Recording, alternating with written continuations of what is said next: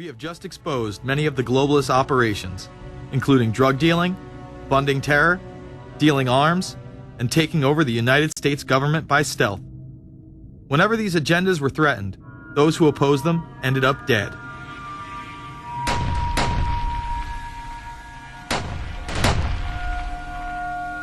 We've got some difficult days ahead, but it really doesn't matter with me now, because I've been to the mountaintop.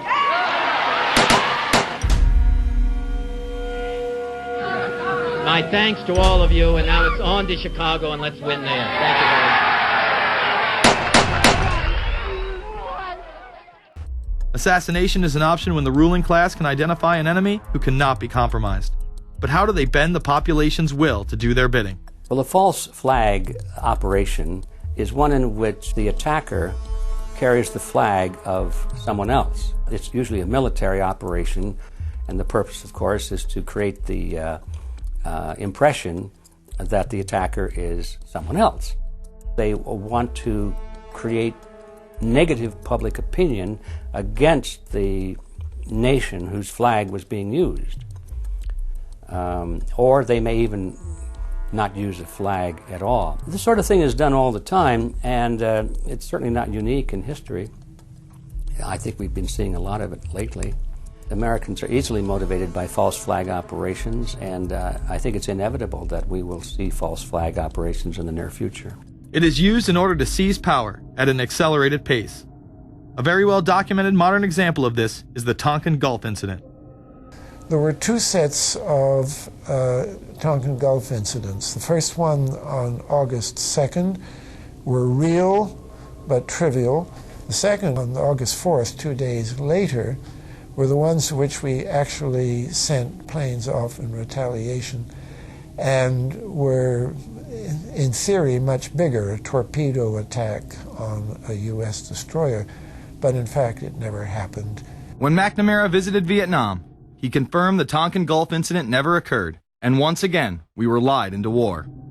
To this day, I don't know what happened on August 2nd and August 4th, 1964 in the Tonkin Gulf. The general provided the answer, saying his Navy attacked the Maddox on August 2nd, but on the 4th, nothing happened. There was absolutely nothing, he said. We know for a fact now that NSA and CIA both falsified their reports up to Johnson on that day to make it look as if there had been an attack. Upon the fall of communism, a new threat had to be established in order to maintain their military-industrial complex and keep the people in fear of invisible enemies. More modern examples of this have been used not only to start conflicts abroad, but to instill fear in large populations in order to demonize groups and further erode civil liberties. The majority of people still believe that Timothy McVeigh was a right-wing extremist who bombed the Oklahoma City building with a Ryder truck because he was upset with the government. People close to the event told a very different story. A local congressman believes that convicted bomber Timothy McVeigh and his accused co-conspirator Terry Nichols are not the only ones involved. The Oklahoma State Representative Charles Key produced a videotape featuring witnesses who claim to have seen Timothy McVeigh with another man the morning of the bombing. He was wearing a ball cap. Timothy McVeigh had his on backwards, which just like this. It was on his head. The other gentleman had his on like this. In fact, the FBI had actively pursued John Doe No. 2 in its initial investigation, then denied his existence altogether. There were also multiple reports that explosives were found inside the Murrah building. The Justice Department is reporting that a second explosive device has been found in the AP Murrah building in downtown Oklahoma City. Mike, you're still with us, aren't you? Yes, I am, and I might tell you in addition to that, in fact, what we were told at the scene a few minutes ago was that, in fact, 2 different explosive devices were found in addition to the one that went off. The second explosive was found and diffused. The third explosive that was found, and they are working on right now as we speak, I understand, both the second and third explosives, if you can imagine this, were larger than the first. Bomb squads were actually caught on video pulling into the building to retrieve these devices. They'll back that trailer down there, and the bomb squad folks will go in, and they will use that trailer. You see the bucket on the back there, this is how they would transport the explosive device away from this populated area to try to do something with it. I just took a look down the street at the Morrow building again. I see another bomb truck going, so apparently they're going to try to get out that third bomb that's been talked about. This was even confirmed by the governor at the time, Frank Keating.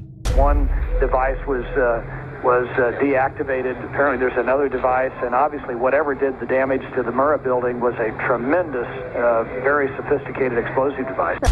Members of the ATF who would have normally been in the building were tipped off prior to the bombing. He saw what appeared to be a police bomb squad truck near the Murrah building 2 hours before the blast. It had a shield on the side of the door, and it said bomb disposal or bomb squad below it, and I really found that interesting. Another witness who spoke to ABC News on the condition of anonymity will tell the grand jury tomorrow he was told by an ATF official agents working in the building had been warned in advance not to come to work. He just came out and told me that the ATF wasn't in the building that day. They'd been tipped by their pagers not to come to work, which I was flabbergasted. McVeigh would even claim in a letter written to his sister, which was published by the New York Times, that he was actually recruited for black operations, which included smuggling drugs into the United States, as well as assassinations. One may brush this off as the ravings of a madman. However, McVeigh was filmed at the Camp Grafton military facility in North Dakota on August 3, 1993. McVeigh's official records state that he was discharged over a year prior from the Army Reserve in May of 1992. Perhaps even more interesting is that Camp Grafton was specializing in training troops in explosives and demolitions at the time. When all was said and done, the security tapes reported to have captured the entire thing on video were rounded up and classified. In 2009, they were finally released, and magically none of them caught the bombing. The excuse being they were all having their tapes changed at that exact moment. This event would be labeled domestic extremism, which was used to demonize critics of world government, militias, and create fear within the populace. Muslim extremism seemed to show its ugly face in then unprecedented fashion on February 26, 1993. A truck bomb had gone off in the parking area of the World Trade Center. Luckily, the bombers failed to follow instructions and parked the truck carrying the explosives against the main support column.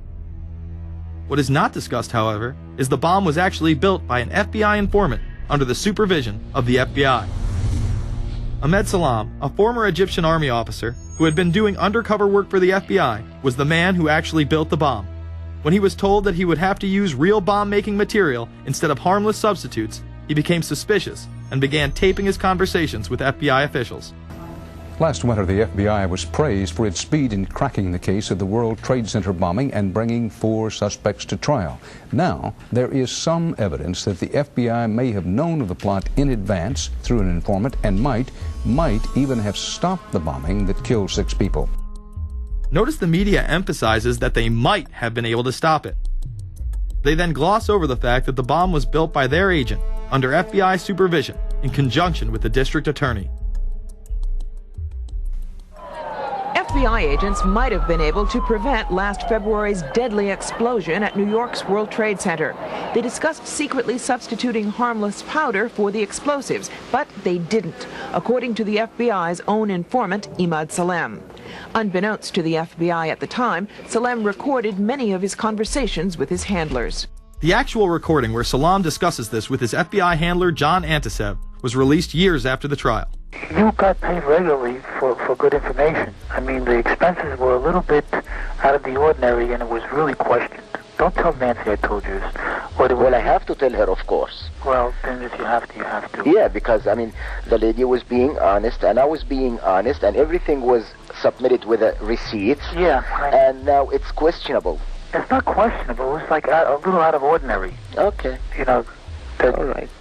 I don't think it was. If that's what you think, guys, fine.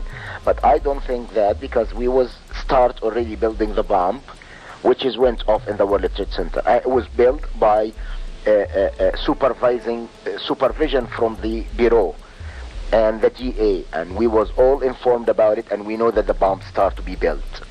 By who? By your confidential informant. What a wonderful, great case. Following the convictions of the Muslims who were too inept to make their own bomb and park the vehicle in the proper area, Salam was pulled into the FBI's witness protection program, where he has never been heard from again. Prior to the largest and most devastating terrorist attack on U.S. soil, the United States was poised as the first truly global superpower. Brzezinski would muse in 1997 that geostrategic success would represent a fitting legacy of America's role as the first, only, and last truly global superpower, and that the only way to mobilize Americans was a truly massive and widely perceived direct external threat. In September of 2000, a neoconservative think tank called the Project for a New American Century echoed Brzezinski's statements, saying the United States is the world's only superpower, combining preeminent military power, global technological leadership, and the world's largest economy. An engine for New World Order ideals, members of PNAC included Dick Cheney, Donald Rumsfeld, Jeb Bush, Scooter Libby, William Kristol, and Paul Wolfowitz. Describing the difficulty in projecting force, they write the process of transformation is likely to be a long one, absent some catastrophic and catalyzing event, like a new Pearl Harbor. This takes us full circle to the September 11th attacks of 2001. In my previous film, Fabled Enemies, I expose in great detail the Saudi Arabian, Pakistani, and Israeli connections in conjunction with this international intelligence operation. In the early 1980s, bin Laden worked with operatives from U.S. intelligence, the Pakistani military, and Arab states. They ran a wide-ranging covert network that recruited and financed Muslim fighters to battle the Soviet army. The hijackers that were trained at U.S. military installations and protected by the FBI and CIA. The military exercises leading up to 9/11, and those that took place as the attacks occurred. Open line. Surveillance, Sergeant Richmond. Sergeant Richmond, Sergeant Light from Cheyenne Mountain Test Control. How are you? I'm doing fine. Okay, I need you to terminate all exercise inputs coming to Cheyenne Mountain at this time. Copy. And stay on loop until I verify that the connectivity is disconnected on the exercise side only. Okay, no, do not do any more inputs on the exercise side and stand by. I got Cheyenne Mountain on the line. Terminating all exercise inputs. So, over, in case you didn't know, that exercise. Oh, yeah. The Black Ops program, Able Danger, and the shadow government involvement. This morning we learned that the Vice President wasn't the only one sent to an undisclosed location on September 11th, that an entire backup government was and is still there and may be there for as long as anyone now at least can imagine. As well as much, much more. The government has lied about 9/11 repeatedly and used it to dominate the Middle East, while creating an evolving police state here, encroaching on civil liberties at home. And of course, building a new world order. There is a chance for the President of the United States to use this disaster to carry out what his father, a phrase his father used, I think, only once, and hasn't been used since, and that is a new world order. We know now that September 11th of 2001 was the beginning of what we might call a new world order. The new world order that this president's father talked about with such great enthusiasm seems to be high on the agenda of this administration. Under the second Bush administration, massive amounts of civil liberties were openly and brazenly taken away following 9/11. The passage of the Patriot Acts, the Military Commissions Act, and other horrifying anti-constitutional legislation was enabled by the incredible amount of fear generated by the media, all in the name of keeping us safe here at home.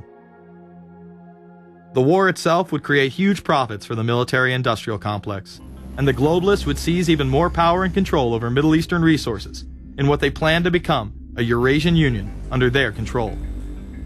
Although the establishment claimed to be fighting for our freedom abroad, they were destroying our sovereignty by stealth. Expanding on NAFTA, they were able to consolidate power on the domestic front by deindustrializing the United States through CAFTA, the Central American Free Trade Agreement, as well as the SPP, the Securities and Prosperity Partnership.